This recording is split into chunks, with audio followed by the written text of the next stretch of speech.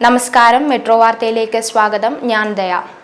ഇന്ത്യയിൽ ഏറ്റവും ദാരിദ്ര്യം കുറഞ്ഞ സംസ്ഥാനമായി വീണ്ടും കേരളം. ജനസംഖ്യയിൽ 0.5% താഴെ 0.48% മാത്രമാണ് കേരളത്തിലെ ദരിദ്രർ. ഒന്നാം പിണറായി സർക്കാരിന്റെ കാലത്ത് 0.71%ആയിരുന്നത് 0.55%ആയി കുറഞ്ഞിരുന്നു. 2022-23 വീണ്ടും കുറഞ്ഞ് 0.48%-ലെത്തി എന്നതാണ് നീതി ആയോഗിന്റെ കണക്ക്.